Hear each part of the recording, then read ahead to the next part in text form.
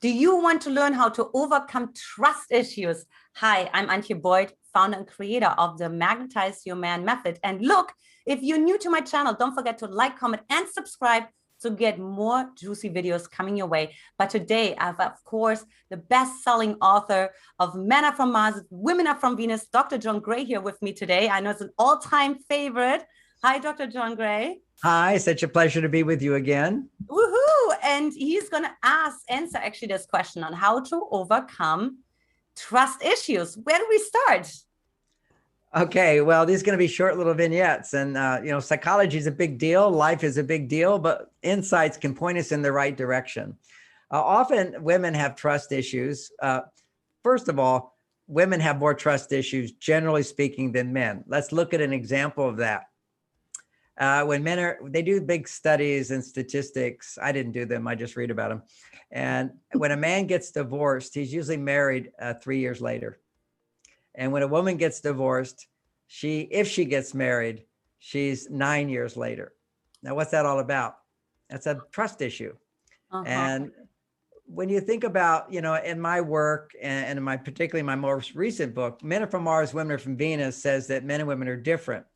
But now, with this younger generation, the way the world is, back in the 60s, women started moving more to their male side, men started moving more to their female side. And so there's a lot of confusion around gender, and some people are offended even to say man or woman. Okay, so that's their perspective. That's not my perspective. And so I'm just going to share my perspective here, which is qualities of femininity are openness, receptivity. And if we just look at our bodies sexually, just think about sex. A woman has to be concerned about what's going in her. A man doesn't.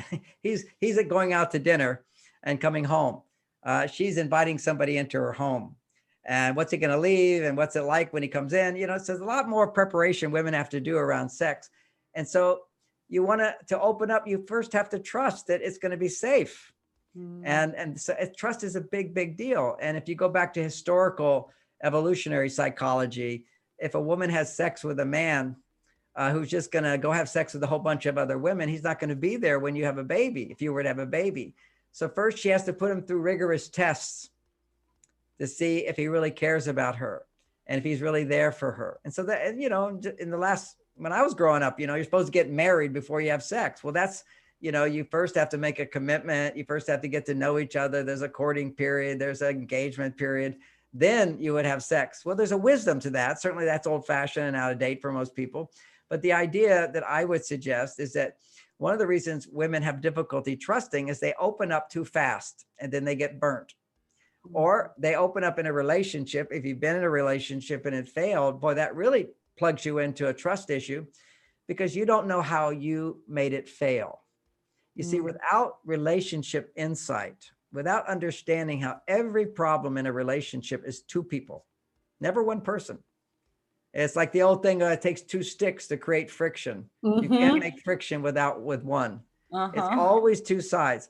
But most women who come to me who are challenged in relationship, they're single, they want to find the right person. Always trust is a major thing. When you're not trusting, then what happens is you have looping negative thoughts. You go on a date and you're in your place of not trusting, then your mind just has a bias towards 10 times more negativity. Just like if you were to buy my house, you could visit my house and it's enjoyable. But if you were to buy my house, you'd hire someone to check the plumbing, to check the mold, to check the heating, to check all these things, check the concrete, check the roof. It's expensive. And so your mind goes into a bias when you're thinking about having a perfect relationship, the perfect person. So I say relax and get in relationships where you're just doing it to practice new dating skills, new relationship skills, where you realize, and to do that, you have to learn these new skills, but two, you have to recognize that because you didn't have these skills, you contributed to the past relationships not working. So let's just see, you end a relationship, you don't know how you contributed to the problems. So really the trust issue is not even primarily, I don't trust the men, I don't trust myself. That's the deeper level of it. Because I thought he was the one, or I thought this was real love. So how do I know what real love is? How do I know that somebody's going to continue to give me love who's very nice in the beginning? Well, in every relationship, we tend to either get involved with the wrong person. That's people have a pattern of having sex right away. where you get turned on right away and the man never calls you back, well, kind of look at your pattern and see that you had sex right away.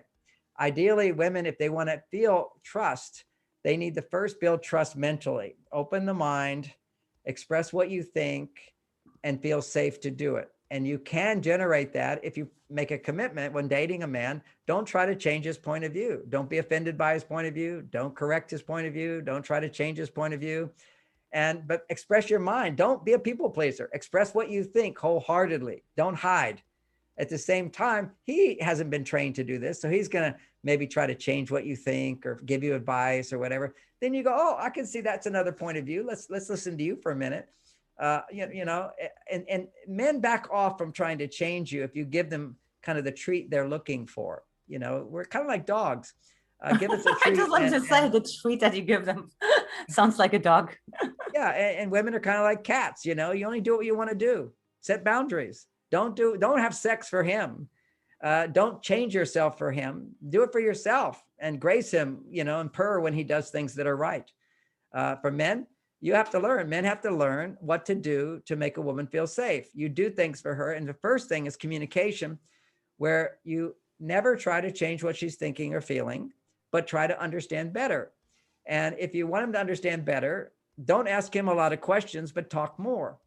And a lot of women don't talk more. They think, oh, men complain, women are going to talk forever. Well, don't talk forever, but make sure that when you talk and he tries to change you in a very friendly way, you can say, well, help me understand your point of view. I can see that makes sense.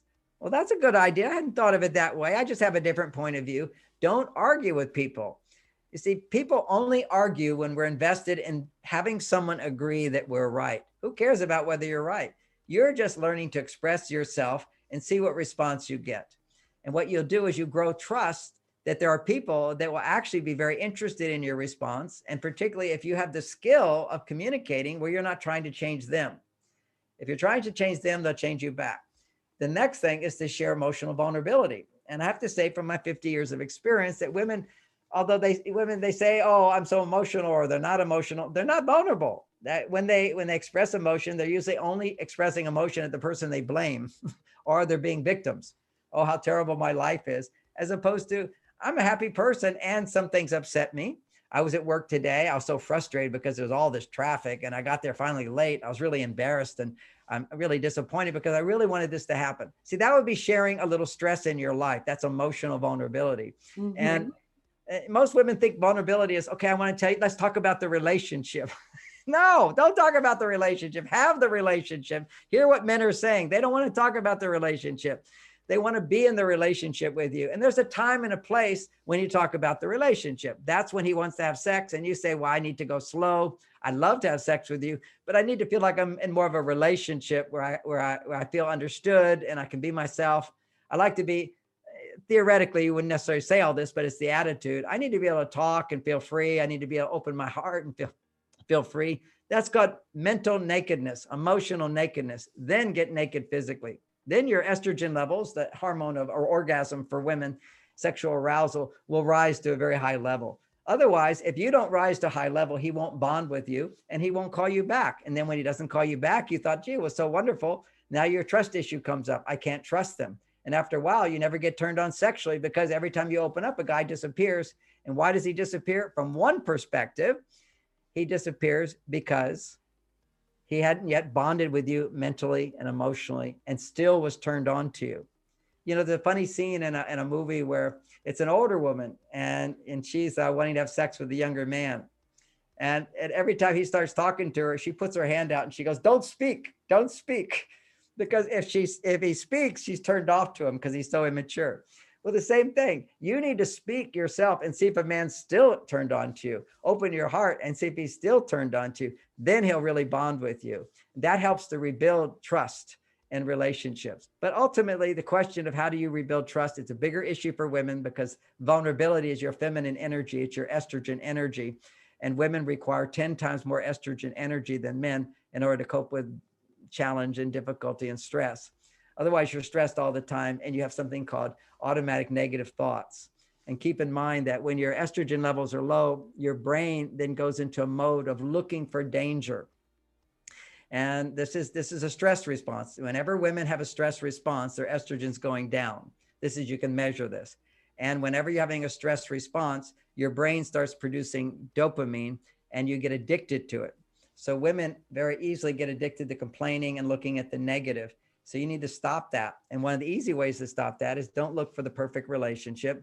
Look to practice your dating skills and find a man who's more interested in you than you're interested in him. Those are those nice guys that you're not turned on to right away. They're the best practice relationships where you can practice not being such a people pleaser.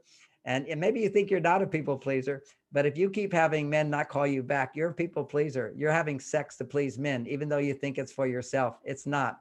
You're fooling yourself. Is that for a woman, she needs to be seen, heard, understood. Her hormones need to change and transform into oxytocin and high estrogen levels. Then a man's testosterone levels will go up in your presence. Men need 10 times more testosterone. So you build stress by learning you build trust by taking responsibility for the failures in your relationships, giving up victimness, and then you start to trust yourself more because you're not a victim.